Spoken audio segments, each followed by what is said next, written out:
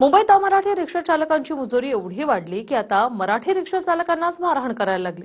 सरकारने मराठी सक्ती केल्याच्या रागातून अमराठी रिक्षा चालकांच्या निशाण्यावर मराठी रिक्षा चालक आले। कांदिवलीत नेमकं काय घडलंय पाहूया।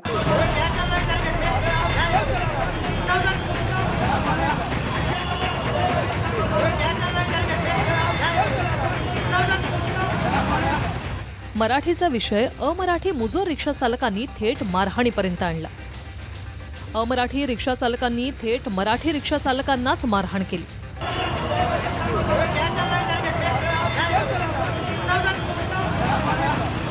मराठी शिकण्याची मुदत संपल्यानंतर आरटीओ कडून कारवाई सुरू झाली, पण याच कारवाईच्या विरोधात अमराठी रिक्षा चालकांनी कांदिवलीत बेकायदेशीरपणे बंद पाळण्याचा निर्णय घेतला आणि मराठी रिक्षा चालकांनाही रिक्षा बंद ठेवण्यासाठी मुजोरी केली। पण मराठी रिक्षा चालकांनी नकार दिल्यानं 3-4 अमराठी रिक्षा चालकांनी मारहाण केली।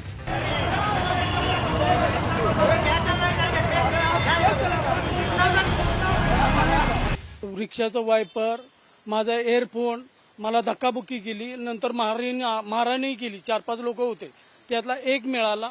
मनसेचे अधिकारी आले, त्यांनी त्याला पकडून पोलिसांच्या स्वाधीन केलेलं आहे। ते काय म्हणत होते? ते म्हणत होते रिक्षा बंद करा। तर मी त्यांना सांगितलं मी मराठी आहे, काय प्रॉब्लेम आहे तुमचा? तर त्यांनी सांगितलं आज संप आहे, बंद करा तुम्ही। तर म्हटलं आम्हाला काही डिक्लेअर केलेलं नाही कुणी, आम्ही रेग्युलर धंदा करत आहे, रेग्युलर आहे, आम्ही मराठी आहे। तरी सुद्धा त्यांनी माझं मारहाण केली, त्याच्यामध्ये माझ्या ओठाला असं लागलेलं आहे।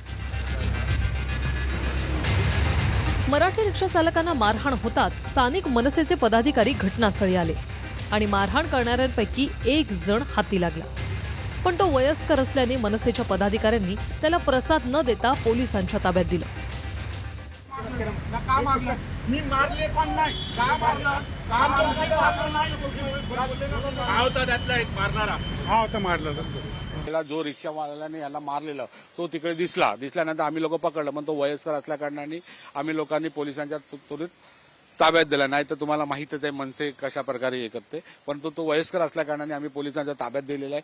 पोलिसांनी त्याच्यावरती FIR घेतात, आता त्या ठिकाणी चालू आहे प्रोसेस। काय झालं FIR माहिती नाही, पण FIR झालेला आहे त्याच्यावर। तर तुम्ही लोक इकडे ज्या महाराष्ट्राने मुंबईने तुम्हाला खूप काही दिलेलं आहे, तर तुम्ही लोक मराठी शिका। नाही येत असेल तर बाबा मी शिकण्याचा प्रयत्न करतो, बोलतो अशा प्रकारे, पण मराठी भाषेच्या विरोधात बोललात तर मग मनसेवाला आहेतच।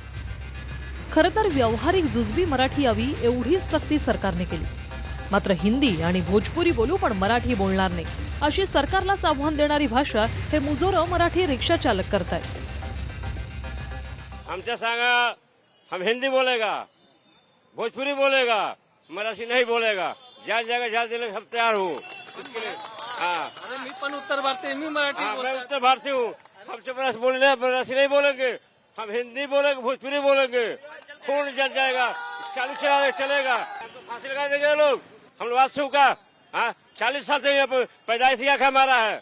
सर ये गलत है, हम सब इतना दूर से आए हैं गाड़ी चलाने, मेरे भी बच्चे बाल बच्चे हैं, हम सब कहाँ जाएंगे? ऐसा मराठी लगाना था ना, लाइसेंस दे रहे थे तभी लगाना चाहिए था ना, क्यों नहीं लगाए थे? अभी लगा रहे हैं, काज भरेगा, इतना लोन है गाड़ी पे, परमिट कैंसिल कर रहे हैं, ऐसा थोड़ी चलता है।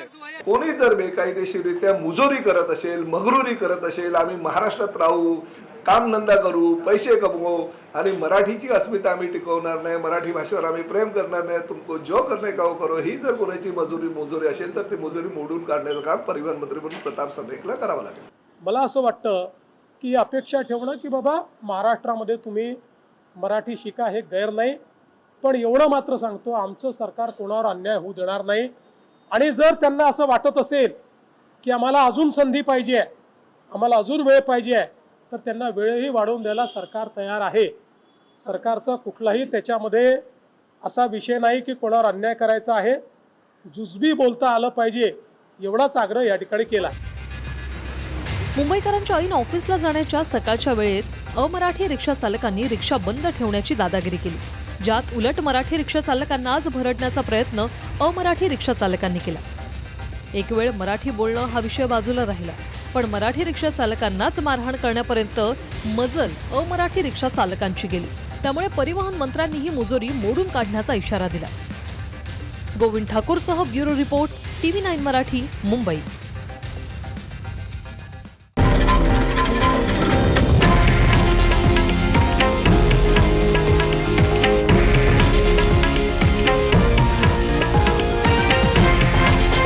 हे आहे देशातील नंबर 1 न्यूज नेटवर्क आणि आपण पाहत आहात TV9 मराठी, एकमेव.